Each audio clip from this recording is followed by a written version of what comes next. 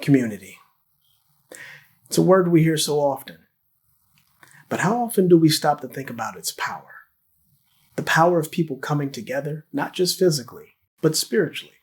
The power of shared faith, shared purpose, and shared hope. Matthew 18:20 reminds us, "For where 2 or 3 gather in my name, there I am with them."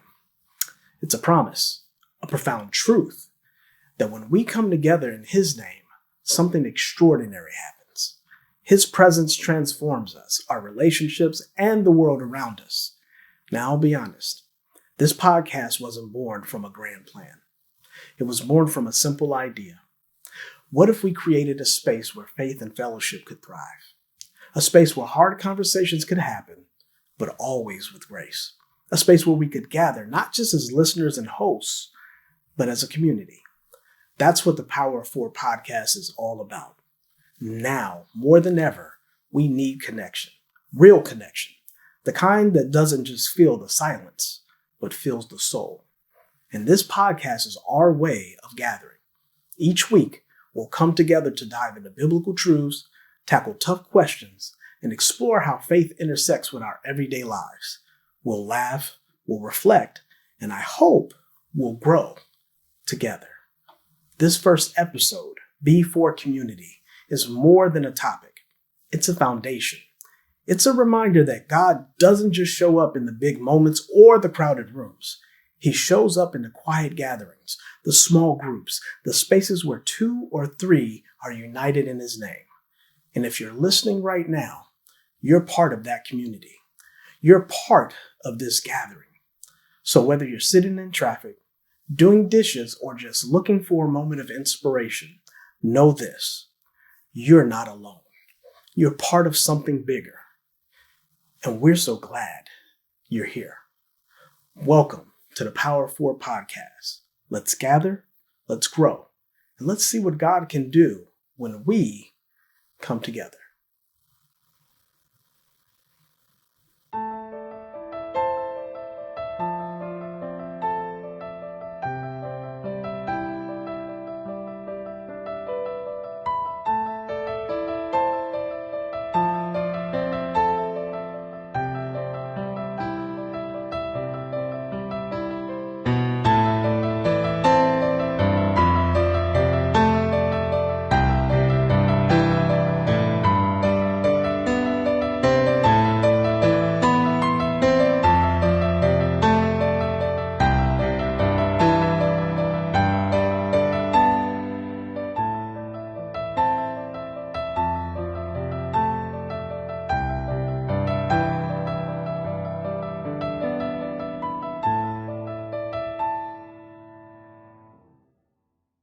Welcome to the Power of F4R Podcast. I'm your host, Deshaun Powell. I want to welcome you to what is a brand new experience and hopefully a wonderful journey that we will bring you on. Joining me as my co-host is somebody who is near and dear to my heart, somebody I've known for quite some time. They started out in my youth ministry that I was youth pastoring, and we have stayed connected and stayed bonded for a significant number of years as they've gone on and graduated out of our youth ministry and pursued their college education. And then post-college, they have entered into the professional world, and it's in the realm of performing arts. And so I am elated to have them here with me to join me on this journey to provide their insight, provide their perspective, and to challenge me with the questions that they believe are most important to those who would be our viewership. So we just want to thank you for joining us, and I want to introduce my co-host and someone who is also like a daughter to me, Gabriella Arizmendi. How are you tonight? I'm doing great. I'm Excellent. Excited and happy to be here. Cool.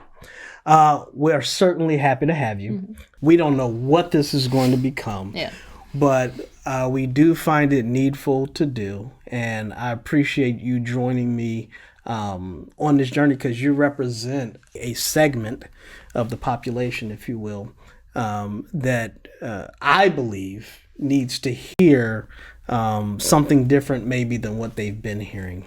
So community is one of the most powerful forces we have as human beings. It's how we weather storms, rebuild after loss, and find hope in uncertain times. But what happens to that sense of connection when the very act of gathering becomes a risk? During the COVID-19 pandemic, the world faced that question head on. And the church, as a cornerstone of so many communities, wasn't exempt from the impact. At the height of lockdowns and stay-at-home orders, physical attendance at church services dropped dramatically, by as much as 30 to 50%, according to research from Pew. Even with the rise of online services, the numbers didn't recover fully. Only 44% of people tuned in virtually, leaving 56% disengaged altogether. And when we look at the big picture, combining in-person and online participation, the numbers show an overall decline of 10 to 15%.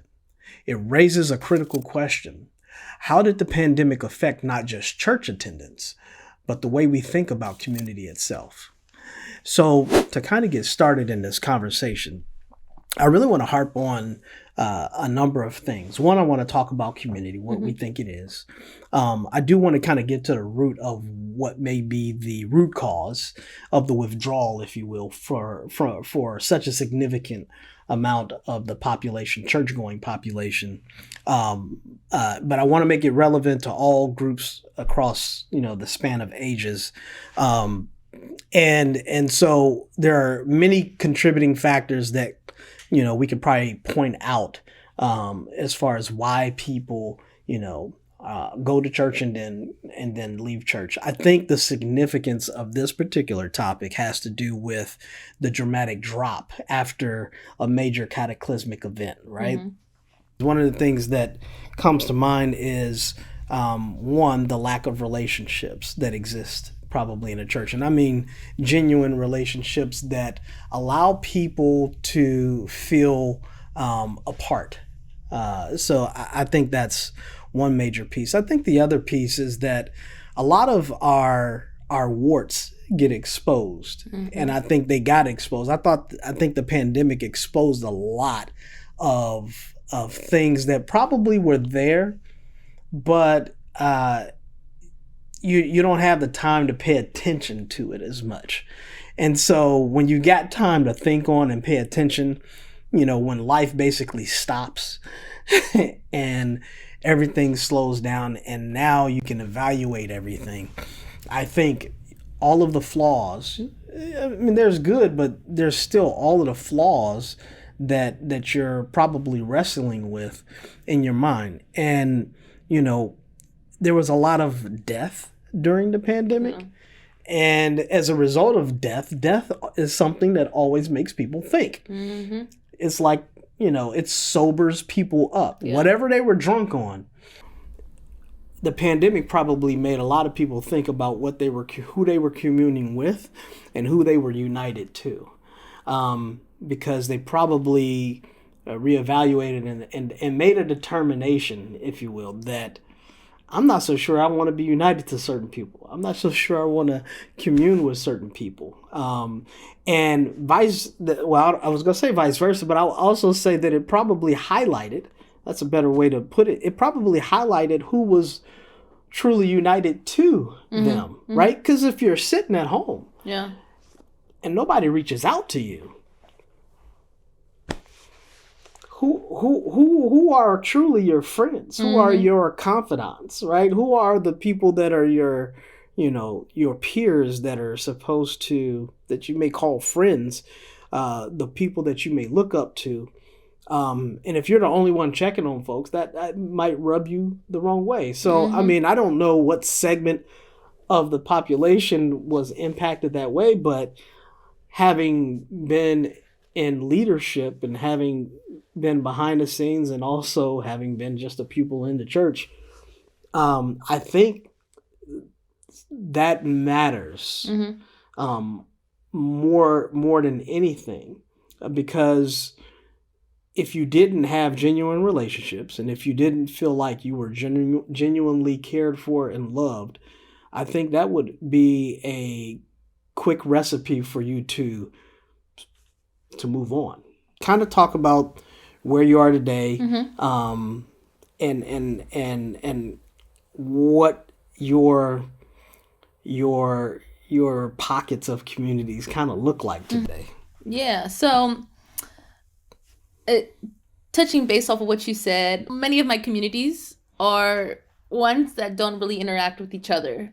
Okay. Like I have my work, I have my dance community, my home studio dance community. That's like family. Gotcha. And then I have the one that I go to just to take classes. I have my college friends, my actual family, stuff like that. And when I think of community, I think of people you can truly rely. Oh, the community. There's different aspects of the community. It is. I mean, it's, like we've been discussing. It's a loaded question, right? It's very loaded. Like you think it's very simple. It's my community, and then you start realizing as you think about it, it's like, okay, wait a minute. If we're gonna evaluate this, thoroughly, like, okay, because you don't treat everybody the same in each one of your communities, right? Yeah. I mean, you're going to deal with people differently based off of, so I mean, generally communities form based off of common interests. Yeah. And, so it's very easy to have your church community because the common interest there is Christ, salvation, however you came into the fold. Yeah. And then you've got all of these other ones that maybe you've considered them in great depth, maybe you haven't. And maybe you've, when we start talking about relationships and how relationships form, it becomes, it's in many of my conversations and interactions with individuals, I find that many people have formed superficial relationships based off of what people can do for them, and not genuinely because this person is truly interested in who I am, and I'm truly interested in who they are, and I'm looking for just really a friendship. And part of that probably is driven by the capitalistic society that we're in. Everybody's trying to work to make their way up, right? And so as a result, it's almost that every relationship, when you're trying to get somewhere, becomes transactional. And by transactional, it means, what can you do for me? Or what can I do for you? Yeah. Well, probably less what can I do for you, but what can you do for me? Or is there something I could do for you in return for something that you could give me, right? And so when you're going about developing relationships and they're transactional, then they're not really founded on things that can survive traumatic situations, right? So the most common relationship that we probably think of are more along the lines of the intimate relationships, because family relationships, there's a paradigm that floats that, blood is thicker than water, and, family is always there for you, even though that may not, we say dumb stuff like that, but it's not really true half the time. Yeah. I mean, and that's supposed to be like your first community, family, right?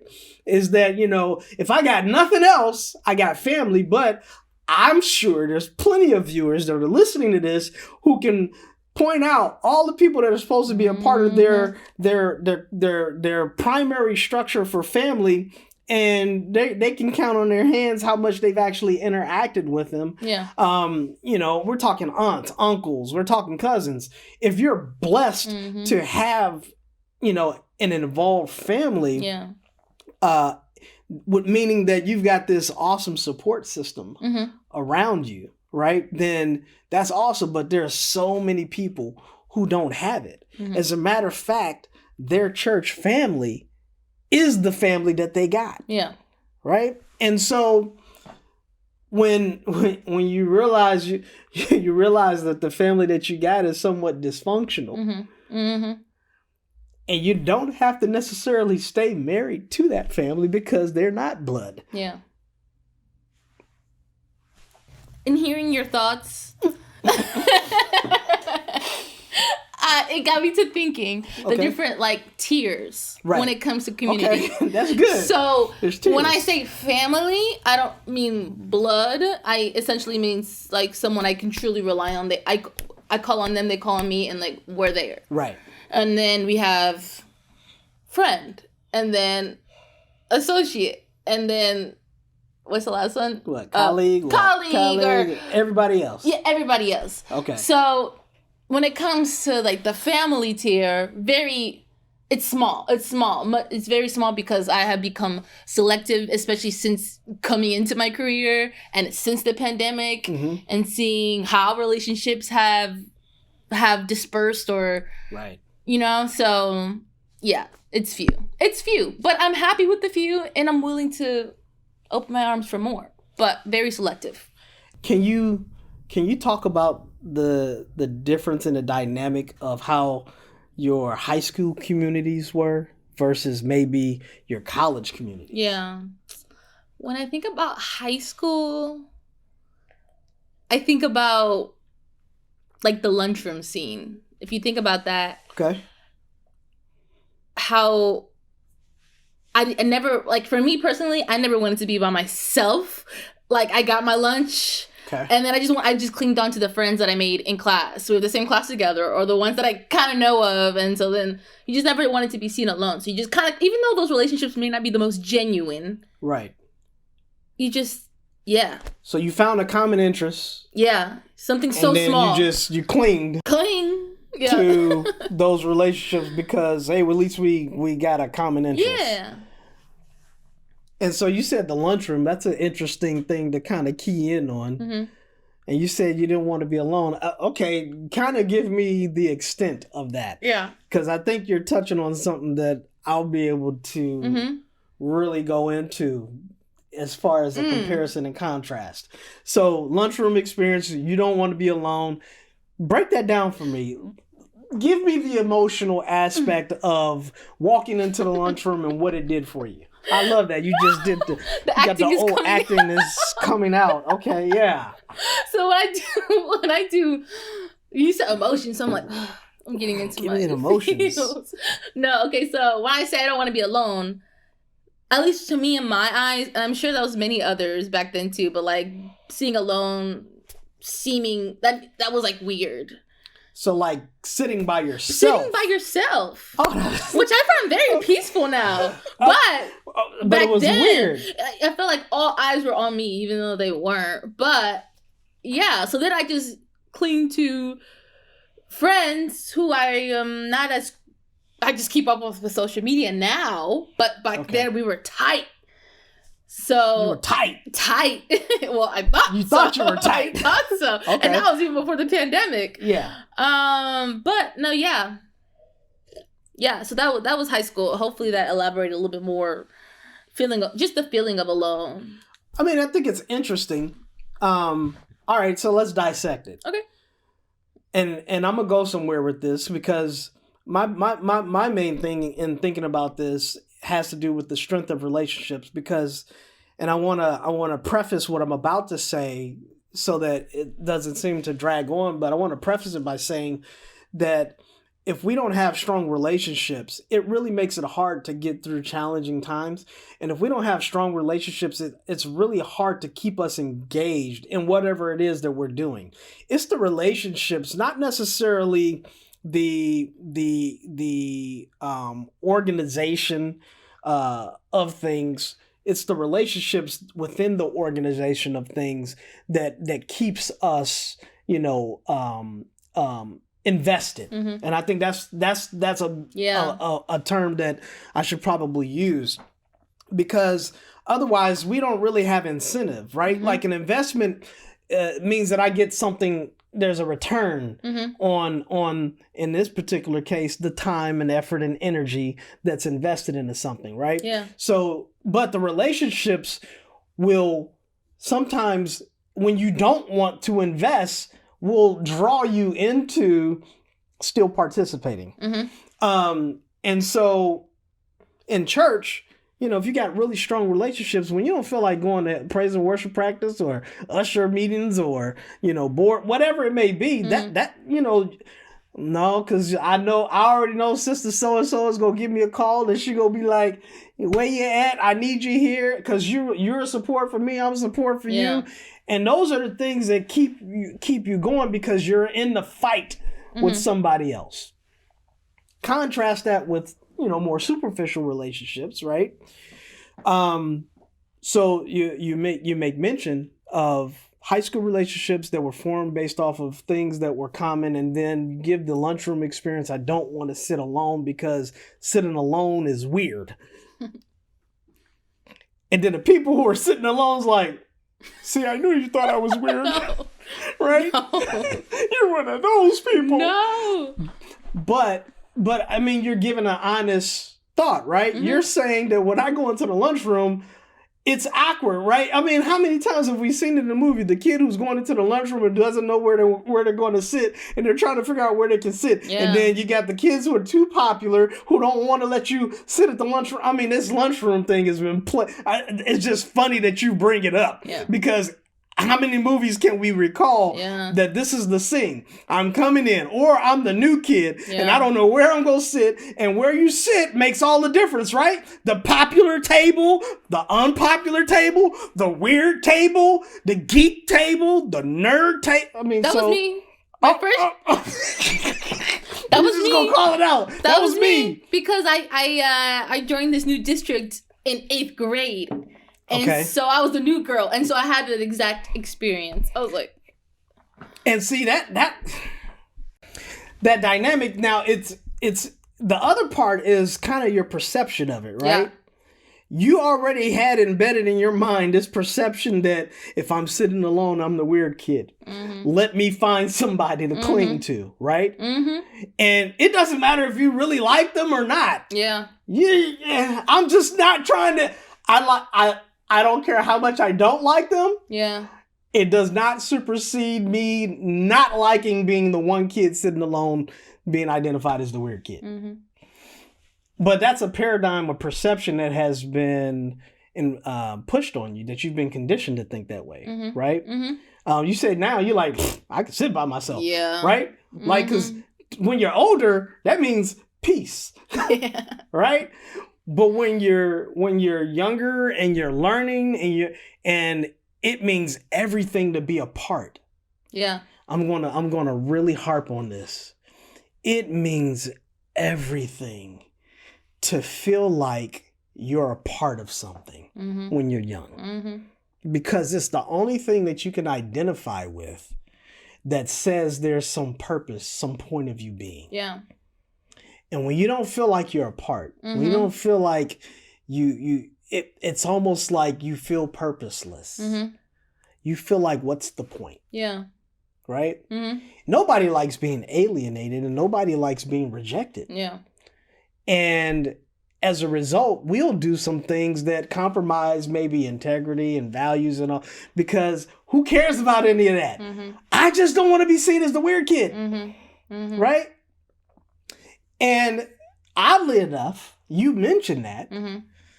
That same thing, that same paradigm, that high school paradigm, middle school, grade school paradigm plays out in the church. Mm-hmm. Tell me what the difference was between the relationships that you formed in the high school versus the ones you formed in college. Tell us about your college experience and how those relationships formed. Yeah. When it came to making friends, I went in with a different mindset than I had in high school. I was a bit more, first of all, selective about how I presented myself to them. I didn't want to be any kind of unauthentic to myself at all. So that's okay. I hate to even jump in, but I just want to jump in real quick. So you've left high school. Yeah. You're going into college. Now you're intentional about how you're perceived. Mm-hmm.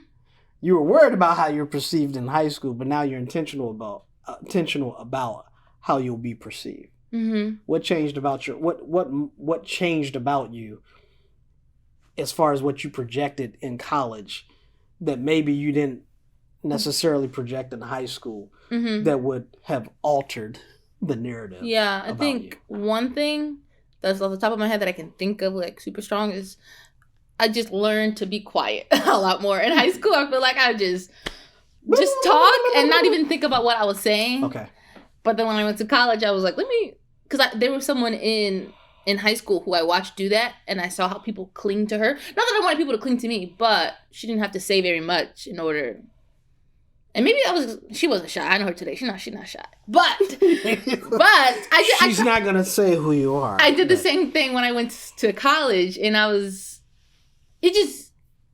feel like it more so also made me, I was able to gauge people a little bit different than I did. I was able to see who I wanted to commune with and who I was more so. I was like, I'm not gonna get so close to you right now. I'm gonna keep you at a distance right now. But yeah. Okay. Yeah. But because I had a purpose and I had my community, that's like my little my cohort, my group that I was a part of, my class that we did everything with. And then from there, that's when I started forming the relationships and the genuine relationships, which have continued on to today. The relationships you had were based off of the you that was then. Mm-hmm. The relationships you have now are based off of the you who you were becoming. Yeah. Right? Mm-hmm. When you're younger, it's hard to tell a young person that give yourself time to figure out who you are, because everybody's in a rush to grow up. Mm-hmm. Right? Mm-hmm. And by in a rush to grow up, I mean everybody's in a rush to give the appearance that they're grown. Yeah. And not wanting to be treated like a child per se. Mm-hmm. And in doing so, they engage in things that may be premature because they haven't figured out who they are. Mm-hmm. I can simplify it. If you're going to engage in dating, it's hard to really identify if you've got a lifelong partner that you're evaluating or not when you don't know who you are yet. Mm-hmm. Right? Yeah. And they don't know who they are. And if you get two people who don't know who they are, then guess what? You're talking about problems. So what's the chances of that lasting? Yeah. Have you ever asked yourself this question? If I die today, who would come to my funeral? Thought about it right now. It's a question I used to think about. Because it's a question of impact. Right? If you, this is kind of tough to kind of go into, because I want to preface this by saying this is not with the intent to be insensitive, but I'd imagine, I'll put it in this context, I'd imagine that a lot of suicide letters took on the connotation that they felt alone. I know from some experience, but just generalizing it. Because when we feel alone, alone feels like when you're going through something, there is no hope. Because who's there to help pull you out of it? Right? And a lot of people can be present, but feel alone. You can go to church every Sunday. Yeah. But if you're not connected to anybody, you can go to work. If you're not connected to anybody, you kind of get this sense, and this goes back to the high school paradigm where you find your purpose. If you're not connected to anybody, if it doesn't seem that anybody's invested in you that gives you a reason to invest in the others, then you're kind of just walking through and you start to feel alone. And when you get a pandemic that happens and then death is happening, you get the opportunity to be able to sit and thinking about, all of these different things, family, whether or not if I die. And then if you're married and you have kids during the pandemic, a lot of people found out they didn't like the person that they were married to. A lot of people found out they didn't like their kids. And they were happy to pay teachers whatever they could need to pay them to take their kids back. Yeah. They were happy to pay the daycares. Look, please open up the daycares. Oh, I can't tell you how many people was like just proud, happy that the daycares were open back up, and they felt like, I get my life back. Yo, these your kids. Mm-hmm. I think that, and then you've got all kind of other events that took place. The protests over police brutality and just the back and forth and the different paradigms about the deception of the government and all this other stuff, and people wondering, are the vaccines safe, and all of the testing and then misinformation. I mean, there's so much that took place during that time that people question a lot of things. Mm-hmm. And when you're in a mode of questioning, you're also questioning, why am I here at this church? Right? In our next segment, I'm going to ask you some questions that have to do with routine. Yeah. And I'm just going to be interested to hear what your story is and how much that probably coincides with most other people's story. Because we're going to continue down this path with the hope of addressing the fact that, we need more genuine relationships in the church. That's what keeps people connected and engaged. So let's go ahead and take a break. Coming up after the break, we'll take a closer look at different challenge the church is facing, the declining participation of younger generations. What's really driving this trend, and how can we as a community respond? So stick around because we're diving into that next.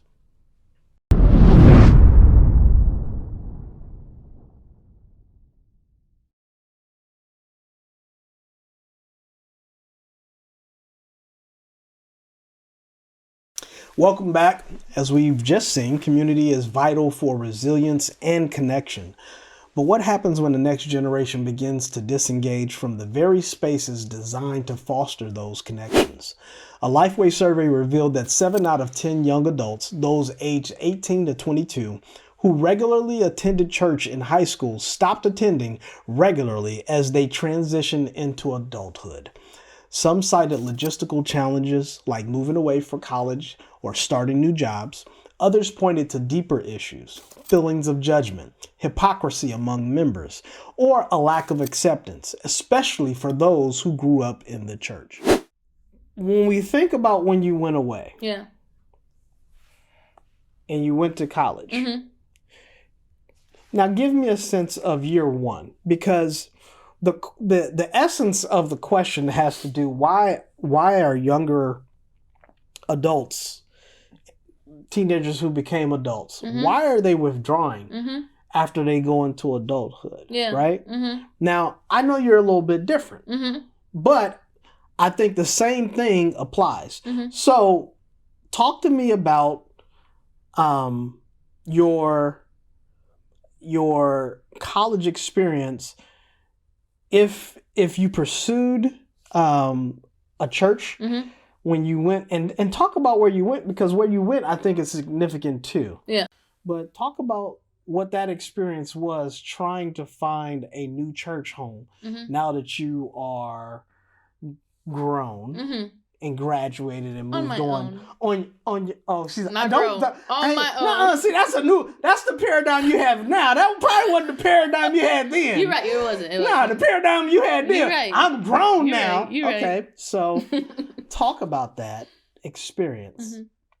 So when I went to college, there was one classmate of mine who she was open about her religion and being Christian and stuff like that. Okay. So I was like, so one day we came up with the idea to let's go find a church. And so then we went to a church, Lower Manhattan, for the service, and it was very different. It was in a theater, and super dark in there. It was like almost like a concert when you went in there. There was even a line to get in. Oh. We went in there, and it was cool. It was fun. But then we started going after a while, and then just the connections weren't lasting at all. Like, you see the same people every week, and then you're like, you don't remember my name, you don't remember me, kind of thing. So then I want to hit on that. Yeah. And I hate to interrupt you. That's all right. Don't lose your thought. I'm not. I hope not. I know what's next. You know what's next? Yep. Okay. Talk to me about that, because is it that because there's something very discreet about what you just said. You don't remember my name. Mm-hmm. So it's not that you didn't engage with people and say hi and then give them your name. Mm-hmm. It's just that it was very casual, kind of like passing by. Yeah. But then you go back and now you're saying, I'm pinpointing on, you said a couple of times. Mm-hmm. You've been back week after week. Mm-hmm. Hey, didn't I meet you last week or a couple of weeks ago? What's your name? And you know what's funny? Oh gosh, I didn't. Because now I'm starting to think. Oh, back Lord. in high school, the same thing used to happen. Like, hey, yeah, you're right. The same thing used to happen. Look, I just had a moment myself. Even today. I remember in high school this happening. That was a long time ago. I was like, know that. You remember that? We got jokes today. Okay, all right. You got the high school thing. Go ahead. Anyways, it just hit me right now. Like that, literally, we started the same. Like if I had a class with you freshman year, and then I have another class with you junior year. I know your name. You don't remember my name? Are you serious? You don't see me? Are you serious? So that kind of thing would happen to me often. Okay, wait a minute. You killing me. You just. It hit me right now. No, but something you said. I'm just keying on some of the things you said. You don't see me. Yeah. That's how you feel. Yeah. When you meet somebody, you give them your name. They seem genuinely engaged with you. And then you see them again the next day. And they didn't commit your name to long-term memory. And it's not so much that. It's the fact that you committed their name to your long-term memory. You remembered their name when you saw them again, but they didn't remember you. And sometimes that's how it feels. Like you weren't really interested. Yeah, one-sided, yeah. Still genuine people. Very much genuine people. Yeah. But I just couldn't, it just wasn't landing for me. And for me to like, I did the small groups because I wanted to form these relationships and this kind of community while I was away from my home community. Gotcha. So the next week we tried the Harlem location, which was more people who looked like me, who had similar experiences, culturally and stuff like that. Right. And then there I actually felt like a little sister. Like the food was even like tasted like home a little bit. Okay.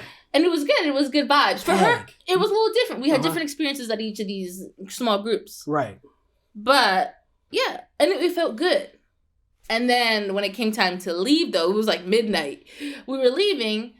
In Harlem. And we didn't know. It was our first time, honestly, being in Harlem. We didn't know. But we took like the subway there. It was still light outside. And then we went. It was cool.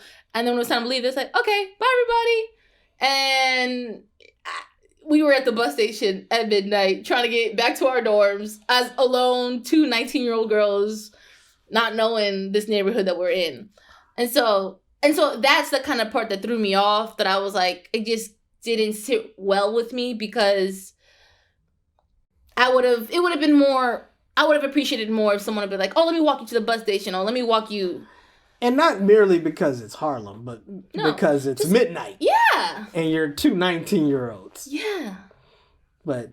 Exactly. Yeah. And so that's the kind of part where I was like, well, do I even want to come back and go through this every single time I'm coming to this location to do this? I don't want to put myself through that anymore.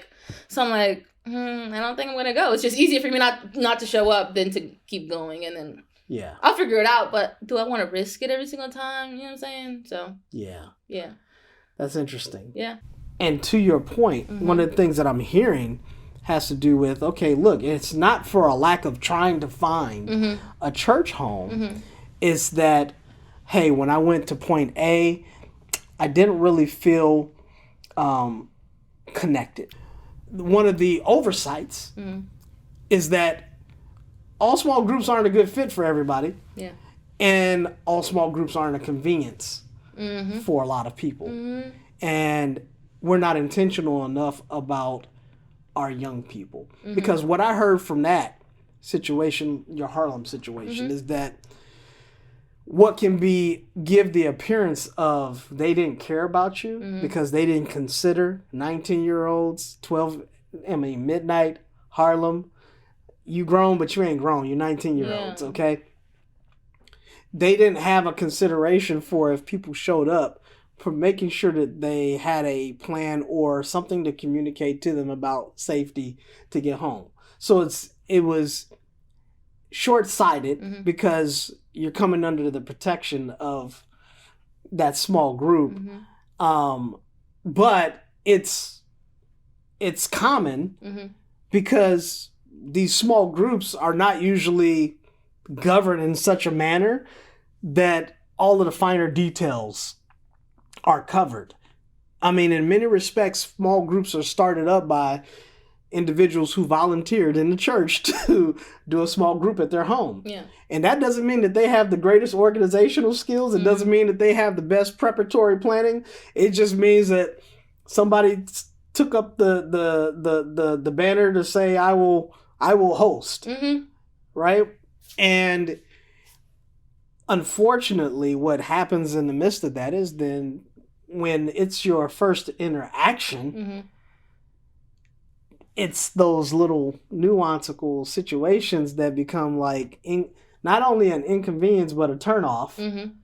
And it's just due to improper planning. Yeah. Right? Because if they'd accounted for you guys leaving that late, and if somebody would have said, it's not safe for y'all to be walking home this late at night, even if it was, because I don't care if it's the suburbs or it's the inner city, I'm not comfortable with young ladies going home that late at night, period. Just night.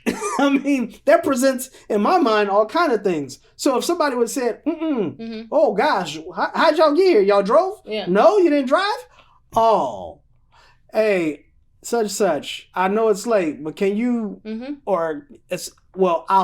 the leader of the group. I'm going to make sure we get, and please don't do that again. I'm going to tell you, don't come back again on the train. That's probably not, the safest thing to do. Yeah. And how many of those situations take place that young people now withdraw? Because they don't feel like it's for them. Not only young people, probably adults as well.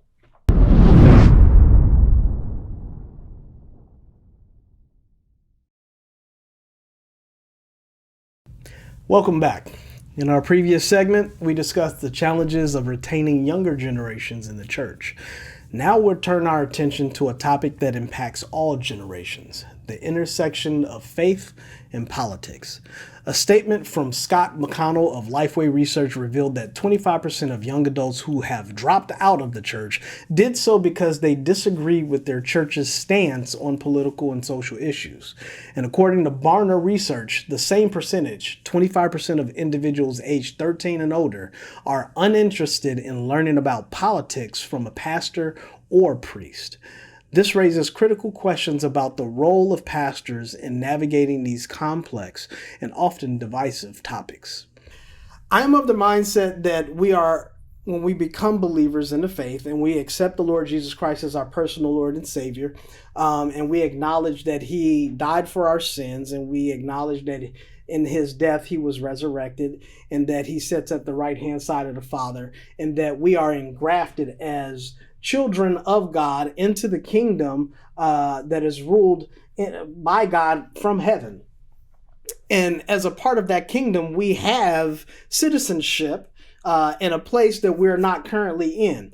Where we currently are is in another kingdom or domain.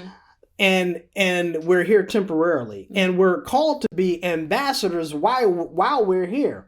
And if you understand the nature of what an ambassador is, they're a diplomatic attaché, a person who is dispatched to go to another land to represent the kingdom that they're from and to execute in their representation all of the qualities and exhibit all of the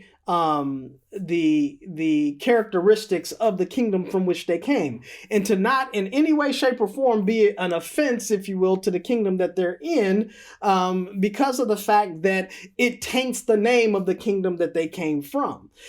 I believe that as a believer in the kingdom that I'm from, that I have a constitution that I follow. That constitution is written by God. It is the written word that we have today of the living word who was on the earth at one particular point in time, who then died for our sins. And it's the reason that we have the citizenship that we have. because I have what would be called dual citizenship, meaning that I have citizenship in this world, in this geographical area that I'm located. I'm a citizen of the United States, but I'm also a citizen of the kingdom. The question becomes, which one trumps the other?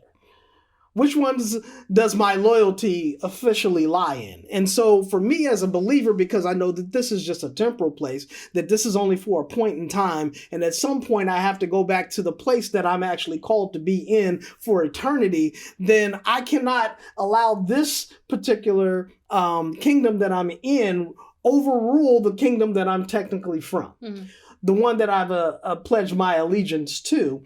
And as a result, that kingdom should rule my every decision, not this kingdom. So if that kingdom rules my every decision and it's not this kingdom that rules my every decision, then the constitution that I appeal to in whatever circumstance that I'm encountering in life has to be the constitution of the kingdom that I plan on living eternity in.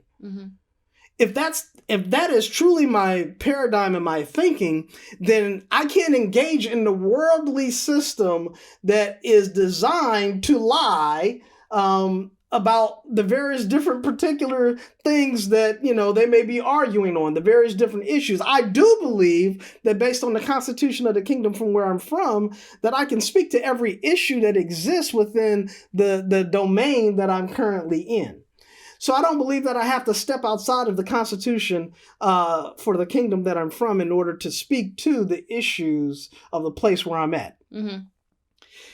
If that's the case, then I also have limited influence, if you will. I have to understand that I have limited influence in the kingdom that I'm at. This is a worldly kingdom. And because of that limited influence, the only influence I have in this particular kingdom is the ability to be able to vote. The action that I can do within this kingdom is to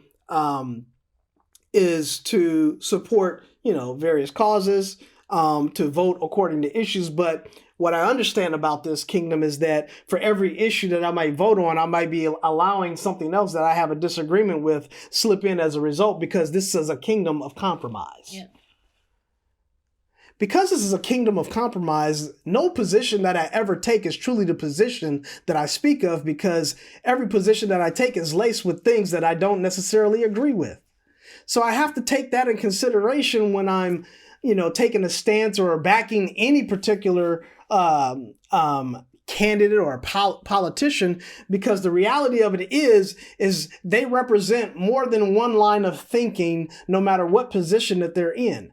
They represent a people. That people is a mixture of people that have a mixture of ideas, that have a mixture of belief, that have a mixture of paradigms. And because there's that mixture, it's never truly solely one line of thinking. It is not aligned necessarily with the Constitution where I come from, simply because they're appealing to their own nature, not necessarily to God's nature. That mixture prohibits things from actually moving forth in absolution. I believe I represent a kingdom that's absolute. Like there is literally black and white, hot and cold. There is no middle ground.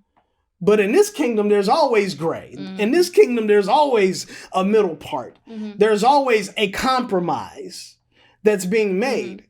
And so because there's always a compromise, if I fixate or if I align myself fully with this kingdom, then I'll always be wrong. And so just because I'm here, I do have to obey the laws. Jesus even told, his disciples, render unto Caesar what is his and render unto the Lord what is the Lord. He acknowledges that there's a kingdom and that there is no authority that's in the earth that hasn't been given authority unless God gave it to him. So there's a need to appeal and to recognize and to obey, if you will, the authority in the earth, but don't ever let that supersede the kingdom that's truly ultimately the true kingdom that you're going to live in eternity. Yeah. And so when I take all of that in consideration, how then could I get behind man when I'm supposed to represent a king, a God, a savior, where men will conflict with what he's told me? it's kind of like, it's, for me, it's kind of like being two-faced, double-sided, because it's hard for me to invest in men knowing that men are flawed. Yeah. Even Jesus, when he came, he talked about the fact that I came not in my own name, I came in the Father's name.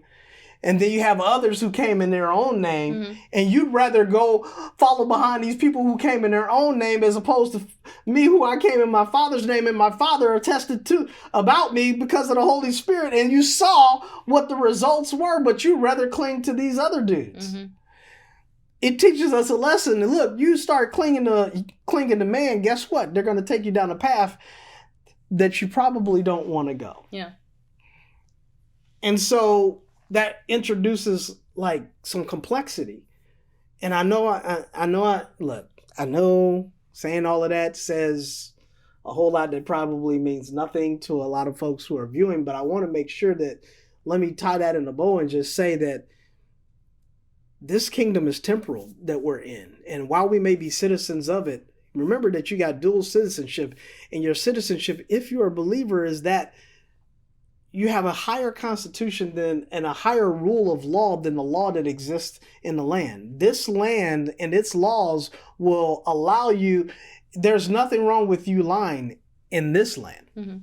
In this land, you've got degrees, right? Of violation. Yeah. If you drive too fast and a police officer pulls you over and he says that you were violating the speed limit, he gives you a ticket. He may give you a ticket, right? Not an absolute guarantee he may give you a ticket. He may let you go. He may show you some grace. But if he gives you that ticket, you're not bound by law. You got to either appear in court or pay for the ticket. Yeah. Right? And when you go, that offense is what we call maybe a misdemeanor, minor misdemeanor, right? No jail time, just a fine. Yeah. Right?